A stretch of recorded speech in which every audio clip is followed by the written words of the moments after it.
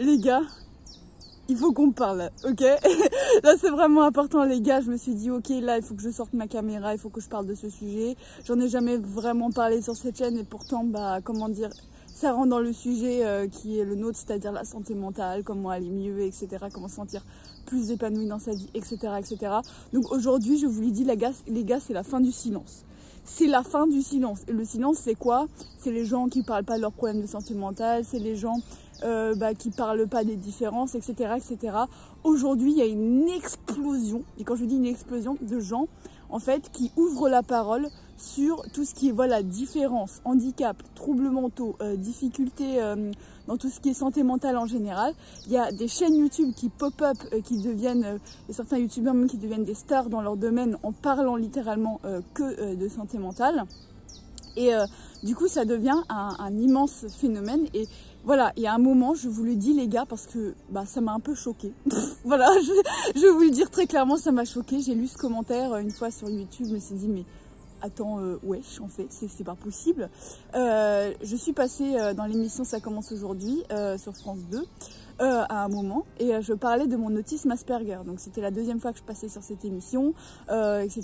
Donc si vous voulez la trouver, cherchez Ça commence aujourd'hui, autisme sélectif, vous allez me trouver, bref.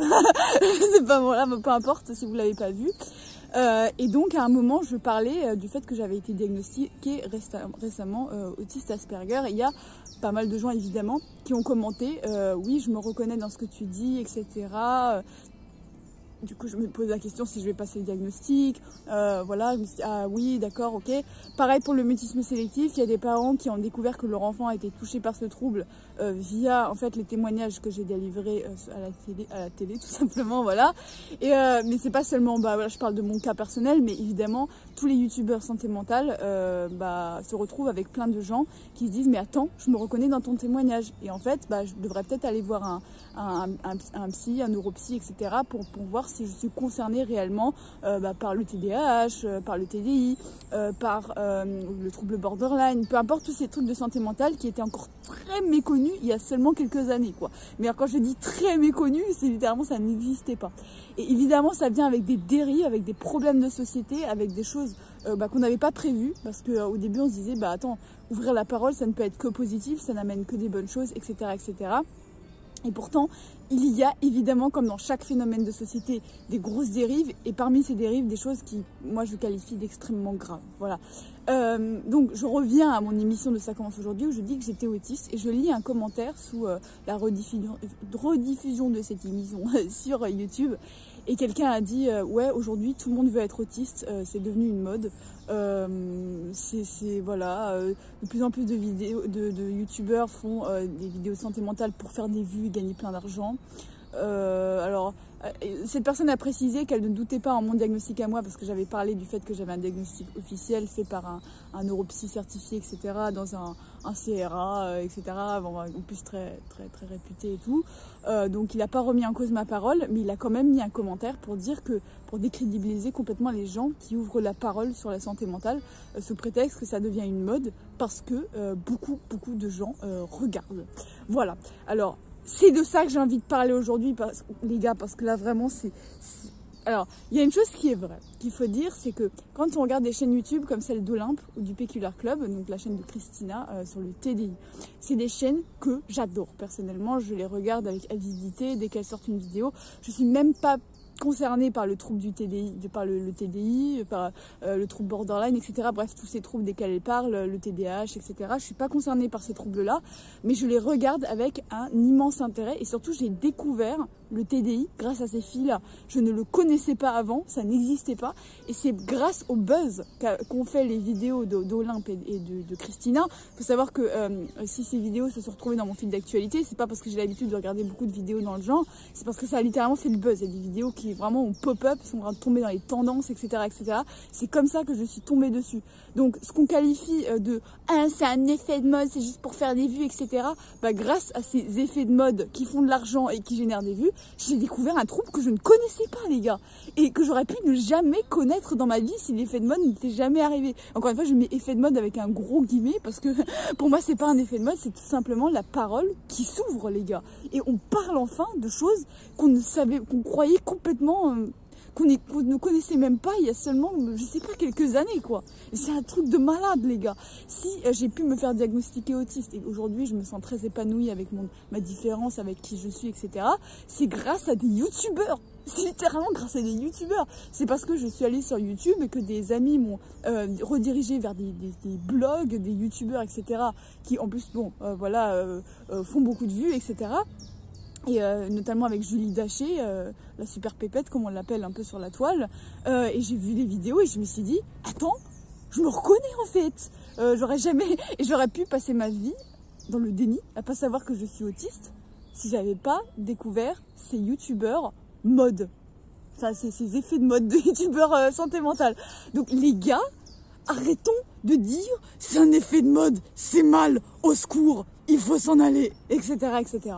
Maintenant, alors attention, c'est pas le seul problème que j'ai détecté dans tout ce qui est ouverture de la parole. Ça y est, les gens commencent à en parler, etc., etc.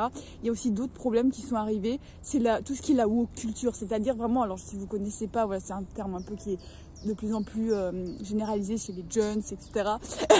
Mais c'est vraiment ce truc des gens qui vont devenir des oppresseurs. Alors ça, Olympe en parle beaucoup sur sa chaîne YouTube et c'est un truc qui me touche mais profondément. Je me dis mais c'est grave en fait, c'est vraiment grave. C'est des gens qui vont un peu se la jouer justiciers sur les réseaux sociaux et qui au moindre truc vont faire des commentaires et critiquer. Ouais mais là ton traumatisme il est pas légitime. Ouais mais là attends, là tu respectes pas telle communauté parce que t'as dit tel truc maladroit, tu vois tous ces petits pics là de ouais là t'as fait ça, des gens qui sont extrêmement bienveillants, donc comme quand tu regardes Olympe ou Christina, c'est quand même des gens qui sont d'une très grande bienveillance, qui ont une communauté qui est vraiment aussi très, comment dire, on se sent bien, une communauté dans laquelle on ose parler, il y a beaucoup de gens qui s'ouvrent dans les commentaires, etc., etc. Et ça, il faut le dire, quand tu as des gens qui viennent critiquer, qui viennent mettre des petits pics, qui sous-entendent que le youtubeur en question est raciste, qu'il est sexiste, qu'il est irrespectueux des minorités dans les sexualités, etc., qui décrédibilisent leurs traumas qui pour eux sont réels, mais c'est hallucinant. Je suis désolée, j'ai un petit peu des problèmes de contre-jour. Mais c'est hallucinant la haine véhiculée en fait par ces gens. En fait, c'est des gens qui pensent être bien. C'est des gens qui se disent oui, mais moi je défends l'égalité, je défends l'intégration de tout le monde dans la société. Et en réalité, ces gens-là sont juste des oppresseurs en fait sur des personnes qui permettent d'ouvrir la parole sur des sujets qui avant étaient totalement obscurs dans la société, quoi. Et ça, moi je me suis dit, mais attends les gars, en fait, on est en train de transformer quelque chose de positif en quelque chose de toxique, en fait, où les gens se critiquent les uns les autres, s'envoient des petites lances, des petits pics comme ça, amers, en fait, et on se retrouve dans quelque chose de désagréable. Les gars, moi c'est un truc que j'ai remarqué aussi avec l'écriture inclusive. Le but de l'écriture inclusive, à la base, c'était quoi? Alors, je tiens tout de suite à dire mon opinion sur l'écriture inclusive. Moi, je suis ni pour ni contre. Moi, ce qui compte, c'est l'égalité homme-femme, c'est tout. Ok, alors je sais pas si mettre un E, voilà, accordé au féminin, etc., ça permet d'inclure plus les gens. En fait, j'ai pas fait d'études là-dessus, je sais pas exactement, mais le but c'est que dans la vie vraie, c'est-à-dire voilà, quand on interagit, quand il y a les salaires, les emplois, etc., les femmes ont les mêmes droits que les hommes. Voilà, c'est tout. Après, si on fait de l'écriture inclusive ou pas, je sais pas, j'ai pas trop d'opinion dessus. En fait, je suis un peu, je flotte un peu dans l'air comme ça. Mais en fait, ce qui s'est passé avec l'écriture inclusive et qui, moi, je dénonce énormément, c'est que les gens se font la guerre.